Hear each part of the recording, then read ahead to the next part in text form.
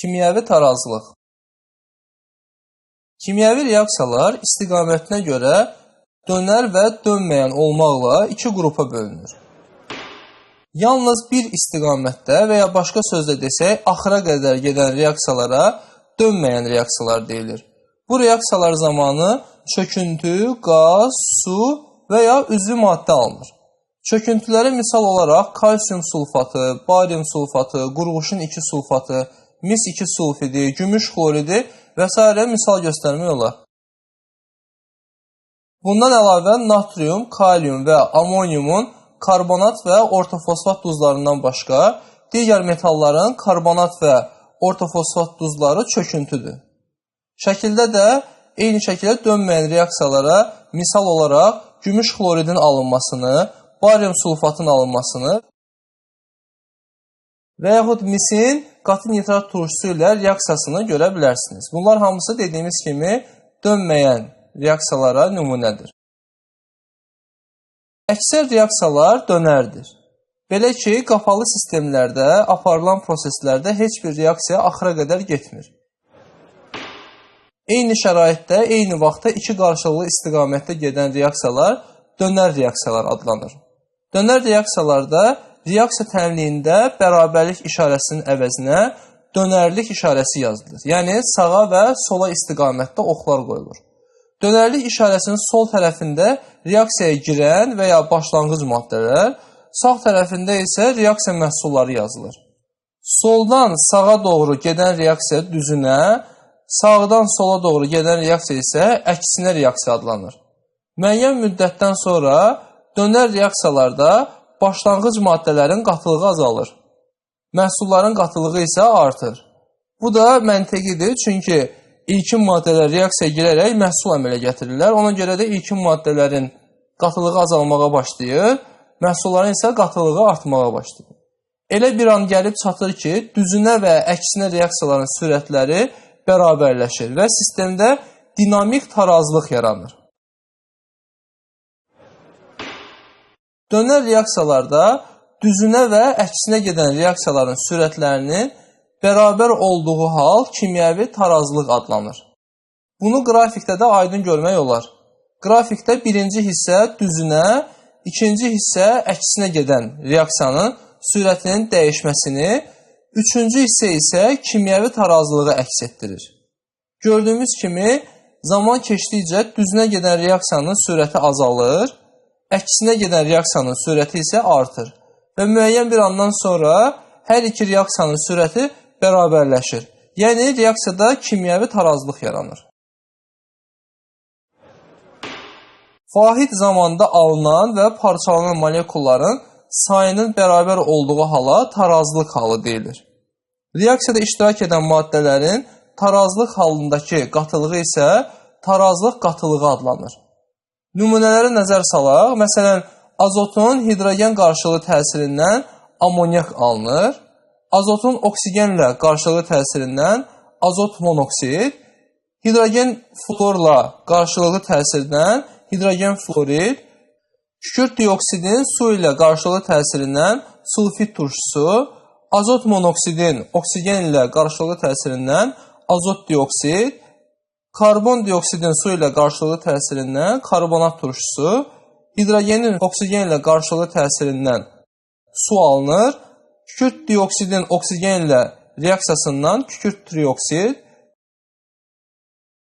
qarışqa turşusunun metil spirti ilə qarşılığı təsirindən metil formiat və su əmələ gəlir və nəhayət asetat turşusunun etil spirti ilə qarşılığı təsirindən isə etil asetat və su əmələ gəlir.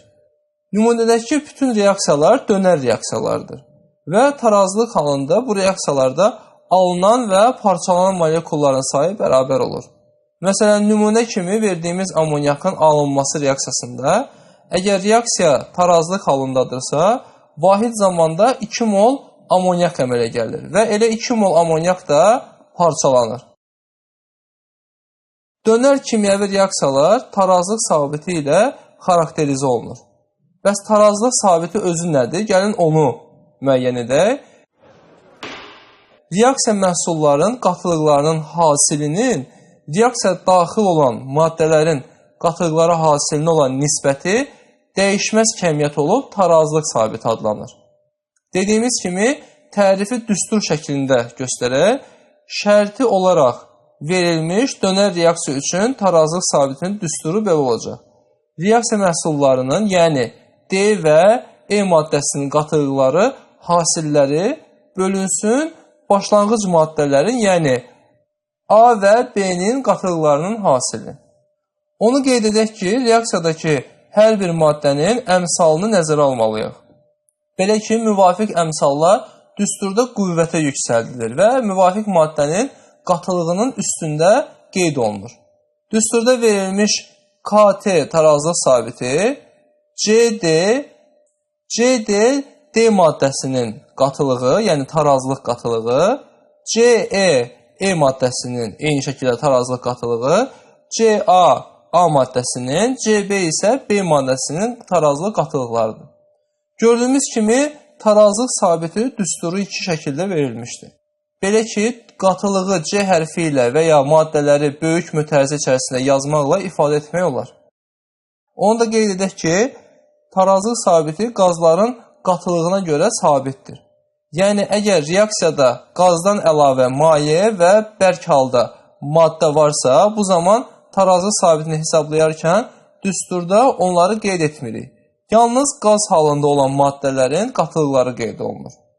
Tarazlıq qatılığına aid və ya tarazlıq sabitinə aid məsələləri həll edərkən qeyd etdiyimiz tipdə reaksiya sxemi qurmaq lazımdır. Belə ki, reaksiyaya sərf olunan qatılıq, yəni R, S, Q şəklində, başlanğıc qatılıq BQ, tarazlıq qatılığı isə TQ şəklində göstərilir. Tarazlıq qatılığı başlanğıc qatılıq ilə reaksiyaya sərf olunan qatılığın fərqinə, başlanğıc qatılıq isə tarazlıq qatılığı ilə reaksiyaya sərf olunan qatılığın cəminə bərabərdir. Tarazlıq sabitinin hesablanması və başlanğıc qatılığın hesablanmasına aid nümunəyə baxaq. Amonyakın sintezində, yəni N2 üstəgəl 3H2 bərabərdir 2NH3, maddələrin tarazlıq qatılığı müvafiq olaraq 1, 2 və 1 mol bölünsün litrdir. Buna görə azotun və hidrogenin başlanğıc qatılığını və reaksiyanın tarazlıq sabitini hesablayın. Nümunədə amonyakın sintezi, yəni azot ilə hidrogenin reaksiyasından amonyakın əmələ gəlməsi reaksiyası verilmişdir. Şərtdə bizə maddələrin tarazlıq qatılıqları verilmişdir. Reaksiya məhsullarının başlanğıc qatılıqları sıfıra bərabər olur, yəni amonyakın başlanğıc qatılığı sıfıra bərabərdir.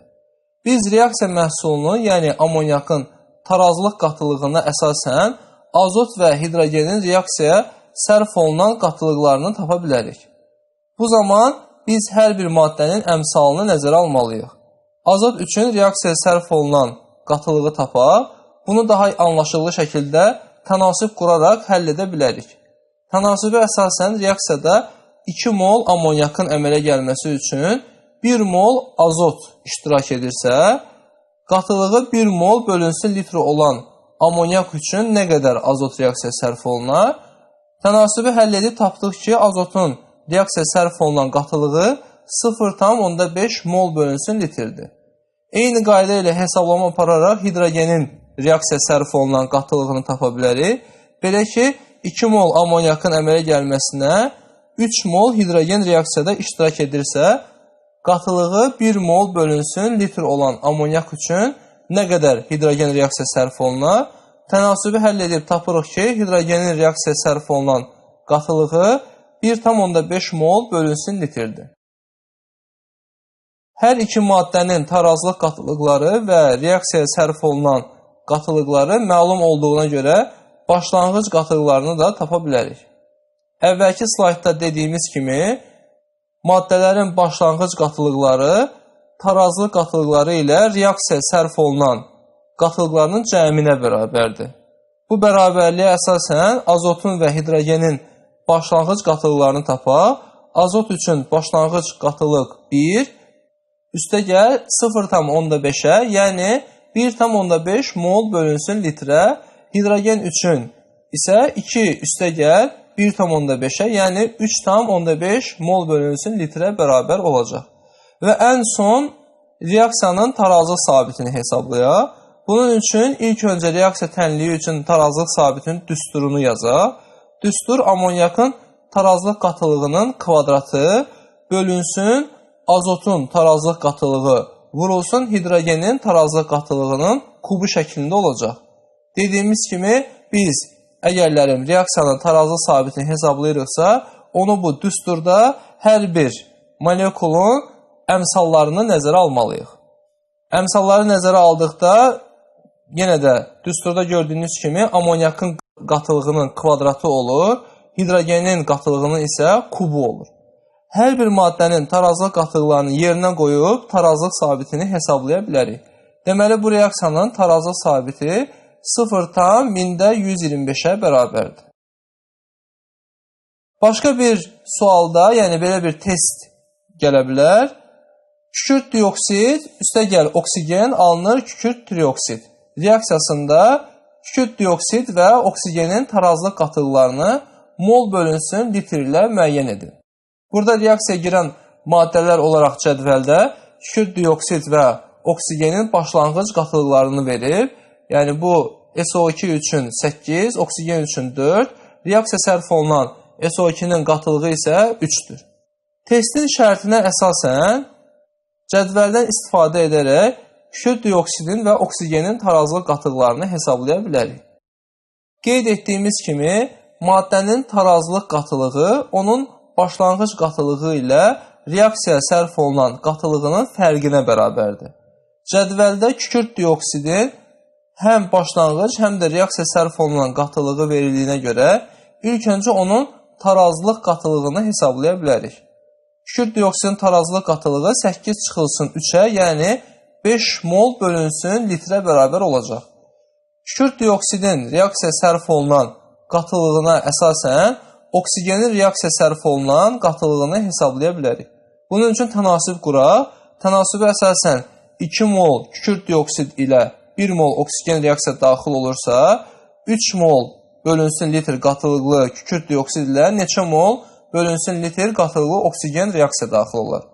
Tənasübü həll edib tapdıq ki, oksigen reaksiya sərf olunan qatılığı 1,5 mol bölünsün litrdir. Artıq oksigenin də reaksiya sərf olunan qatılığı məlum olduğuna görə tarazlıq qatılığını hesablayaq. Oksigenin tarazlıq qatılığı 4 çıxılsın 1,5-ə, yəni 2,5 mol bölünsün litrə bərabər olacaq. Deməli, testin düzgün cavabı C variantıdır. Əgər reaksiyada iştirak edən maddələrin hamısı qaz halındadırsa, onda tarazlıq sabiti düsturunda tarazlıq qatılığının əvəzinə qazların tarazlıq anındakı parsial təzyiqlərini də yazmaq olar. Azot ilə hidrogenin qarşılığı təsirindən amonyakın alınması reaksiyası üçün tarazlıq sabiti amonyakın parsial təzyiqinin kvadratı bölünsün azotun parsial təzyiqi vurulsun hidrogenin parsial təzyiqinin kubu şəklində olacaq. Yəni, Kp qazın təzyiqinə görə, Kc isə qatılığına görə tarazlıq sabitidir. Bu iki sabit arasında asıllılıq var. Belə ki, Kp bərabərdir, Kc vurulsun RT üstü delta N. Düsturda delta N məhsulların sayı ilə reagentlərin sayının fərqi, R universal qaz sabiti, T isə mütləq temperaturdur və Kelvinlə hesablanır. 1 dərəcə Celsi isə 273 Kelvinə bərabərdir. Və yenə də belə bir test gələ bilər. Karbon monoksid üstəgəl oksigen bərabərdir karbon dioksidə. Burada bu reaksiya tənliyinə görə, yəni 2 mol karbon monoksid və 1 mol oksigen reaksiya daxil olur. 2 mol karbon dioksid əmələ gəlir. Hansı ifadələr doğru deyil? Qazların başlanğıc mol miqdarlarının cəmi 15-dir və sağda da siz yenə də mol və zaman asıllığını görə bilərsiniz. İkinci bir ifadə, karbon dioksidin tarazlıq qatılığı karbon monoksidin tarazlıq qatılığından 2 dəfə çoxdur. Üçüncü ifadə tarazlıq anında, yəni T1, bütün maddələrin tarazlıq qatılıqları eynidir. Tarazlıq anında bütün maddələrin mol miqdarlarının cəmi 14-dür. Testi həll etmək üçün qrafikdən istifadə edərək hansı ifadələrin yanlış olduğunu tapa bilərik. Onu öncədən qeyd edək ki, reaksiyada oxun üzərində verilmiş azot katalizatordur. Birinci ifadədə qazların başlanğıc mol miqdarlarının cəminin 15 olduğu qeyd olunub. Qrafikə baxsaq, oksigenin və karbon monoksidin başlanğıc mol miqdarları 6, azotun başlanğıc mol miqdarı isə 3-dür. Karbon dioksid reaksiya məhsulu olduğu üçün onun başlanğıc mol miqdarı 0-a bərabərdir. Deməli, başlanğıc mol miqdarlarını toplasa, tapırıq ki, qazların başlanğıc mol miqdarları cəmi 15-dir. İkinci ifadədə karbon dioksidin tarazlıq qatılığını karbon monoksidin tarazlıq qatılığından 2 dəfə çox olduğu deyilir. İndi gəlin bunu yoxlayaq. Reaksiya gedən qabın həcmini 1 kimi qəbul etsək, bu zaman qazların mol miqdarları elə qatılıqlarına bərabər olacaq. Qrafikdən karbon monoksid 6 moldan 4 mola düşmüşdür. Deməli, karbon monoksidin tarazlıq qatılığı 4-dür. Karbon dioksidin isə 0-dan 2 mola qalxmışdır. Deməli, karbon dioksidin də tarazlıq qatılığı 2-yə bərabərdir. Lakin verilmiş ifadədən fərqli olaraq karbon monoksidin tarazlıq qatılığı karbon dioksidin tarazlıq qatılığından 2 dəfə çoxdur.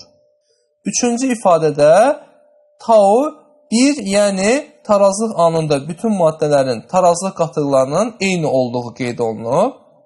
Lakin tarazlıq anında oksigenin tarazlıq qatılığı 5, karbon monoksidin tarazlıq qatılığı 4, azotun tarazlıq qatılığı 3, karbon dioksidin tarazlıq qatılığı isə 2-yə bərabərdir.